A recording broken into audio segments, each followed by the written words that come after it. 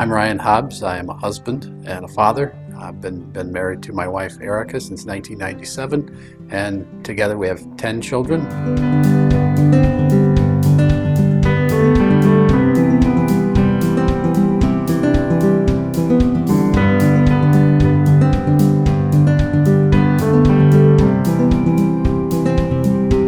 There's a phrase that I want to share with you that I think will appeal to you as you consider our core values. And it's a quote from one of the greatest men in my eyes that ever lived. And it says, "Man cannot find himself without a sincere gift of himself." And we have the unique opportunity every time a family calls us to find out who we really are by giving ourselves away to them. And we all know we got into this business for that very reason. And we need to remember that every time a family calls us, that we have the opportunity, the great gift of being able to find out fully who we are by offering ourselves to another human being.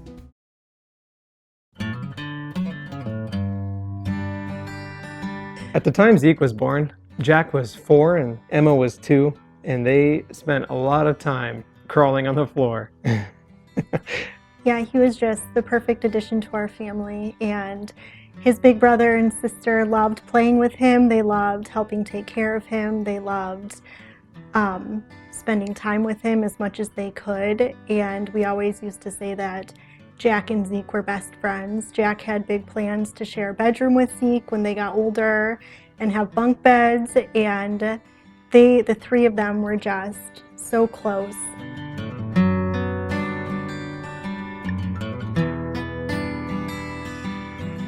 Zeke was like light. He added so much to our home.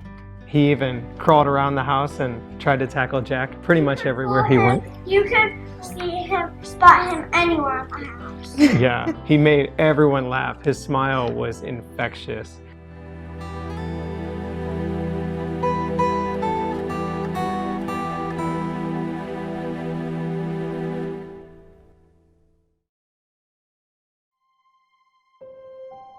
We had an incredible 8 months and 18 days with Zeke. On the night of January 3rd, we were playing games together as a family, and he was sitting right here, actually by this couch, standing rather, up against the couch, playing with this toy, a rather obnoxious toy that made us all laugh.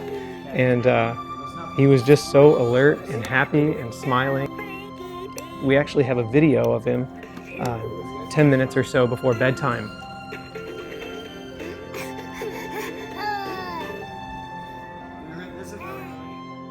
In the morning, we woke up, just a typical morning, got ready.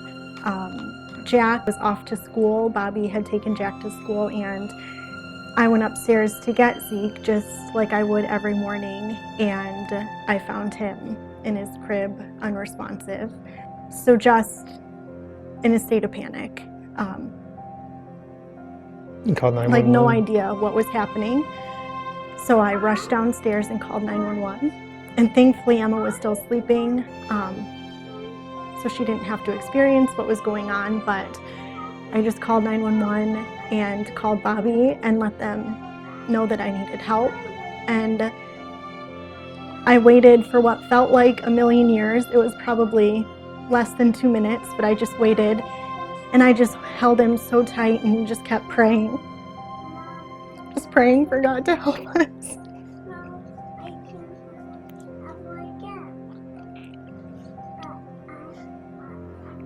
I got home maybe 10 minutes later, and I was going like 40 down the 25 next to our house, you know, and when I pulled onto our road, there was a police car, an ambulance, a fire truck, and I'm sprinting through the neighborhood into my front door, and there's 10 people in my house that I've never seen before, and he's nowhere to be found or seen, and he was already in the ambulance.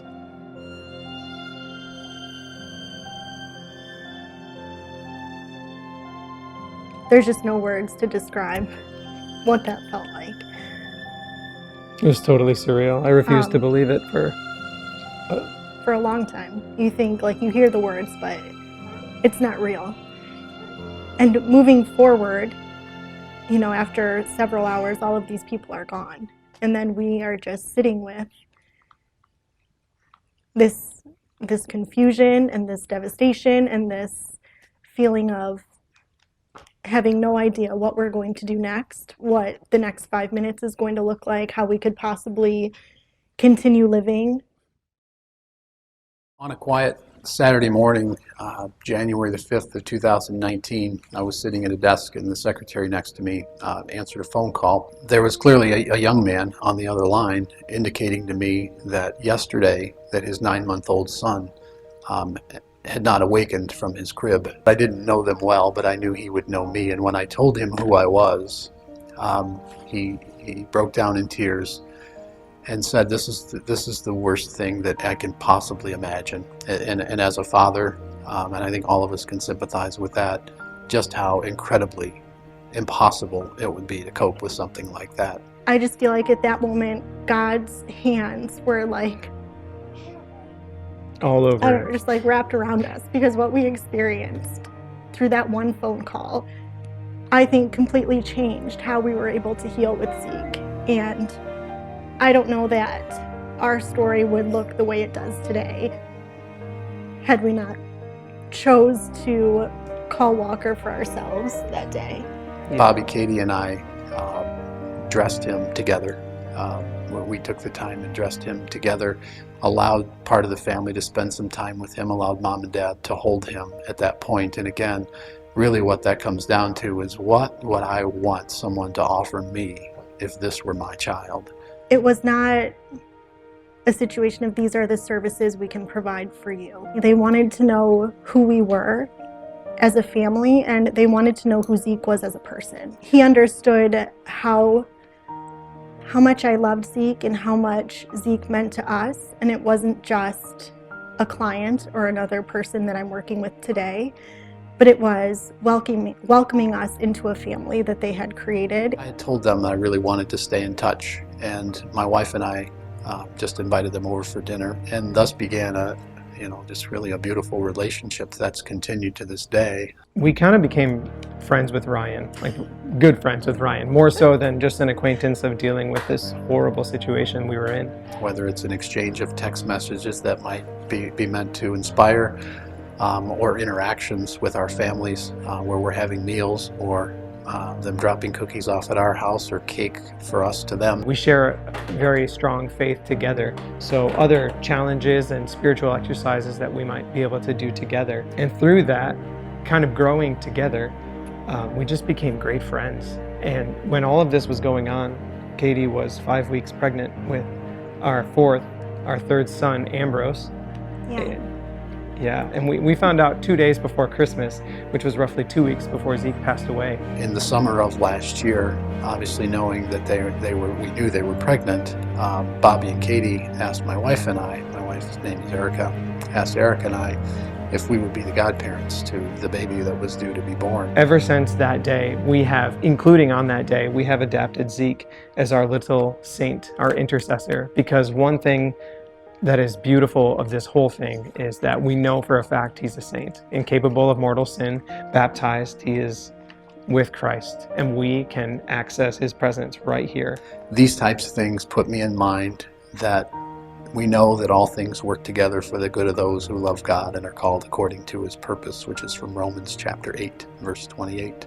I wouldn't wish this on anybody, but Ryan helped us to see that there is so much more to life beyond the grave. There's so much more to life than just the time that we spend here, right? Our soul is eternal from the time we're born. We are going to live forever, and what we do here matters. Certainly nothing will ever replace the gift that was Ezekiel's 9 months on this earth, but make no mistake, his 9 months mattered, and they inspire his family, they inspire us, and we remember him every time we see Bobby and Katie, and his memory will always live on.